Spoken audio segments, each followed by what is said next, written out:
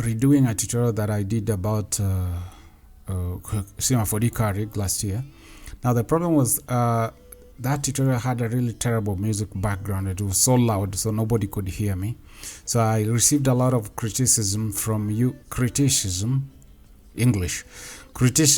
from a lot of my followers that the music was way too loud. And I just want to let you know that I really appreciate that, and I take it with a lot of positivity, because now without that we can never grow. So I got a fairly simple scene here. Here's my car. It's a Chevy, as you can see. Americans must be happy. So the scene is simple. That's the car, and then I have my other scene elements like lighting embedded inside here. They're hidden, as you can see. There you go. So you can use layers to hide elements that you don't need inside of Cinema 4. The shortcut is just either use this arrow to add one, or just double click in here and you'll get a new layer, rename it to what you want, and put your elements in there. So let's go straight to it. I'll just get this, go to character menu and character. Let's go back to my attributes, and inside the object tab you have 4 tabs here. Now they go like sequentially. From this you go to that, from that to that, to then to animate. But bear in mind, if we are doing a car rig, you will never get to this tab. Actually, if you click this, it will mess up your scene. So from build you go to adjust. After adjusting, we jump straight to animate, as you will see. So let's just go and get the car rig, master, and main car. Now if you have this element separated, which I did not do, but it's a self-explanatory. I mean, if you have them, if you have your trunk, your hood, and doors separate, then you can bring in these elements. I'm not gonna do that because some of them are like attached to the body of my vehicle. So now let's go to the adjustment tab and adjust a few things. The first one is gonna be this master comp or root. So inside the master, just select this, and I think for better understanding I'll go to the side view, F5 to bring in your 4 views, and that's my rear wheel. So that's exactly where I want to take it. Now I'll work faster by enabling the snapping, grid snapping option. The shortcut for that is just Shift S, and then I can snap it right in the middle. Just zoom in if you can't see exactly what you're doing, and there we go. Then we're not done with that yet. Temporarily disable the snap by Shift S again, and now can bring it to the very bottom of your wheel. You might want to move in the order that I am doing, and get the front axle. That's the next one. Move it. As you can see, you do realize that this tilt, which is tilting the car both from left and right, and the rear axle, their hierarchy actually relies on this front axle. So you must do this before you go to the rear axle. So just move this in position again, just like we did before. I'm just gonna zoom in, and my front tires aren't aligned properly, but not to worry. Just try to put it somewhere in the middle. Now that does not come down because it's for the axle, so let it stay there. The only thing that comes down to the ground is that main comp root. Everything else stays where they need to. Then the rear axle next comes in. Again, it controls the tilting function. Again, let's just zoom in and try to get this dead center, and let's just go back again. then you can get this front tilt. Like if you're to say, for instance, lift this vehicle from the rear bumper, then that's the point at which it would tilt, and that's exactly the center of the front wheel. So again, you can take it here at the dead center of the front axle, then bring it down. However, I'm just gonna eyeball this. I don't want to go into so much details. That's it. I mean, you have all the time in the world, you can do whatever you need. And then now the tilts are controlled, both left and right are controlled by this, so you have to move this before you can adjust this. I want to put it at the center. Also, I have the chassis bind. Is it chassis? Depends on where you come from. There you go. But this tilt must be at the point where the vehicle tilts, like against the tire. So right can move on its own, but the left moves the right. So I would rather you move the left first of all to say, just zoom in. The car would definitely tilt from that point. I'm gonna do the same for the right side. Just move this to this point, and that should be pretty much done. The next thing would be the steering wheel.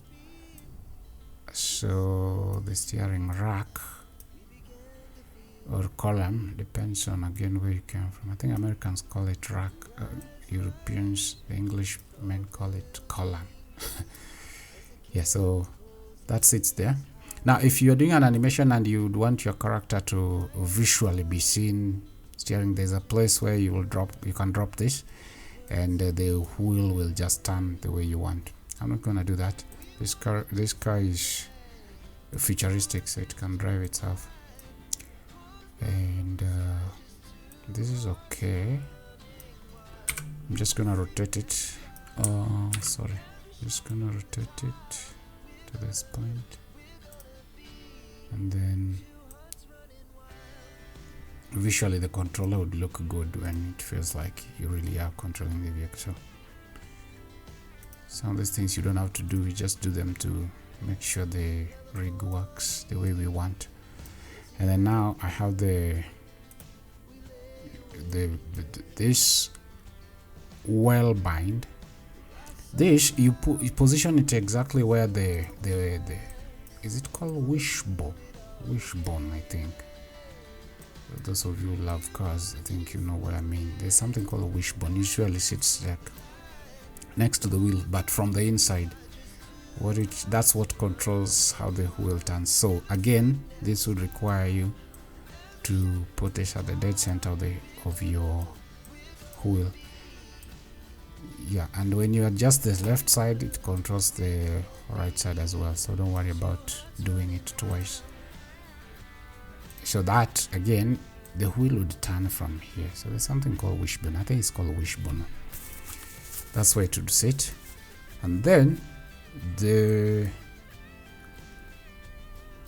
front wheel bind. The bind now sits at the center of the tire, like over here, I presume.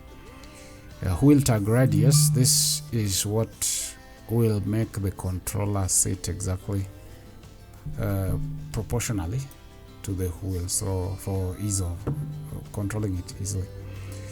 We do the same with the rear wheel well bind. Let's make sure it sits at the center, because the wheel will be rotating from that point. So I just want to bring this in here. I missed that initially, but it's okay. And bring this guy over here, and then again the bind comes here, and this goes right. Same thing you did to the front, and we're pretty much done.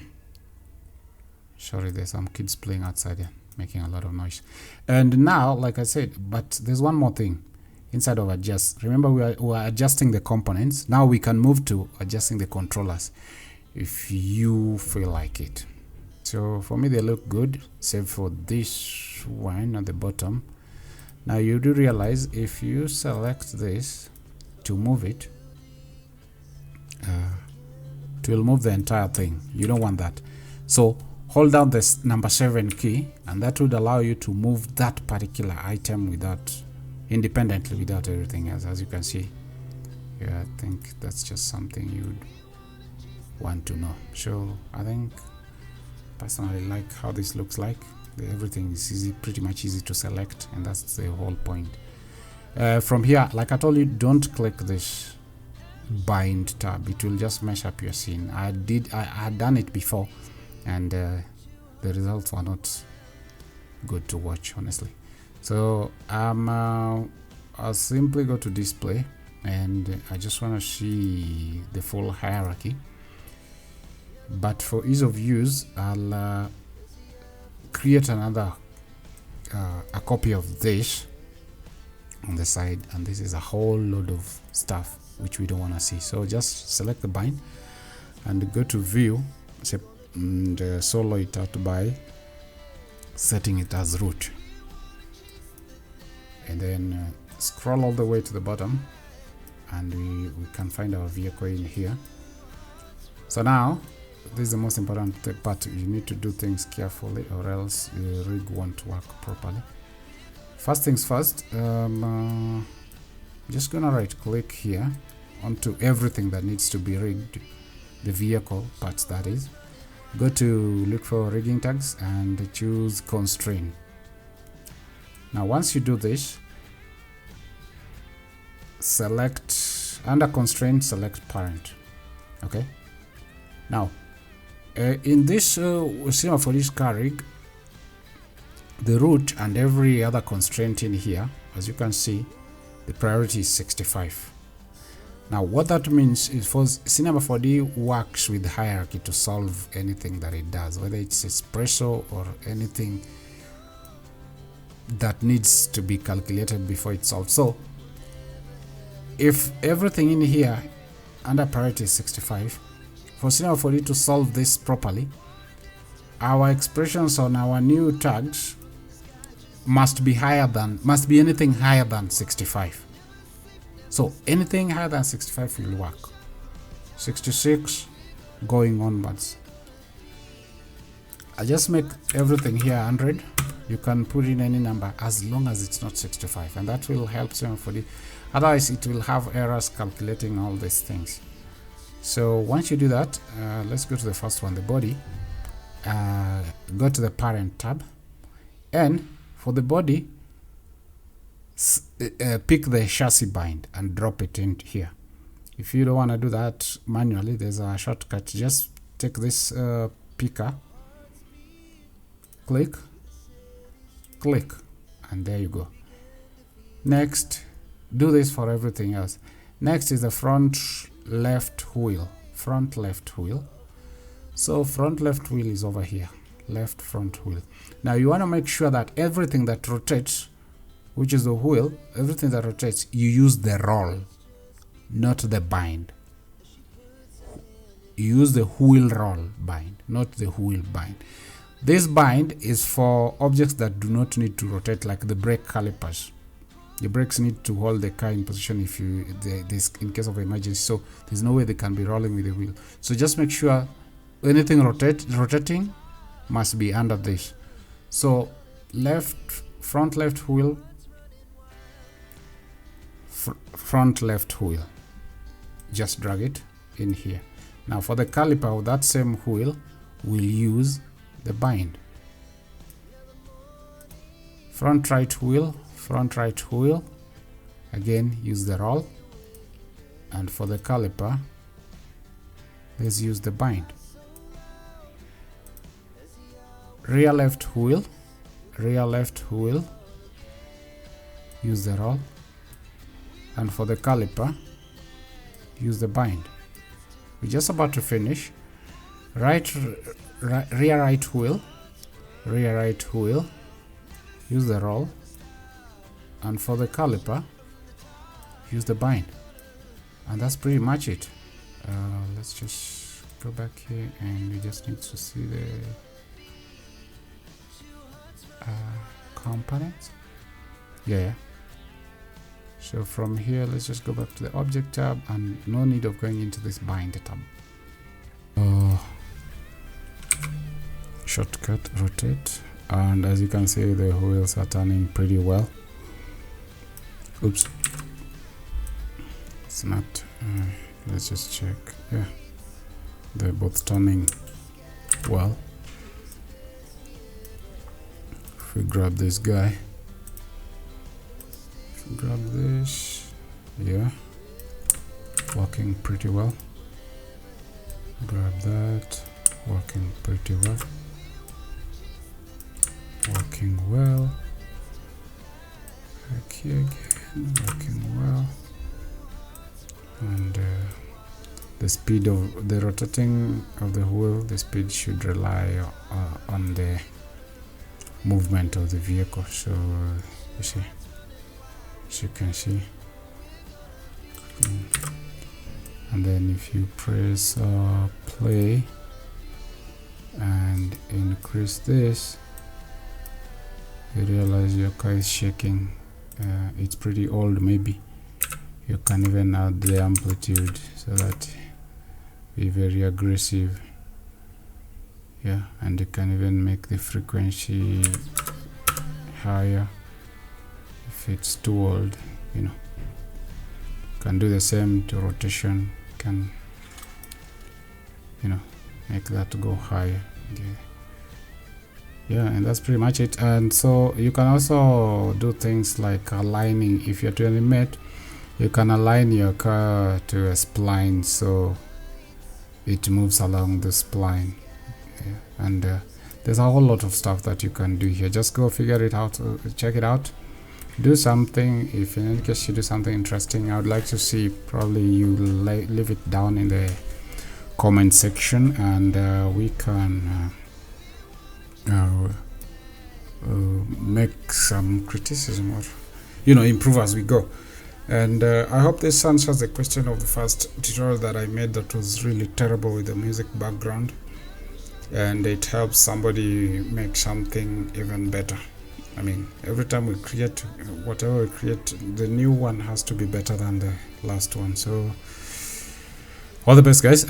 Thanks for being here. Please, let's subscribe. If we reach 500 subscribers, I'll create even more. I'll create 2 tutorials per day. Sorry, not per day, per week. Let's get to 500 subscribers, and I'll create 2 tutorials per week. Until next time, thank you guys for being here. Peace.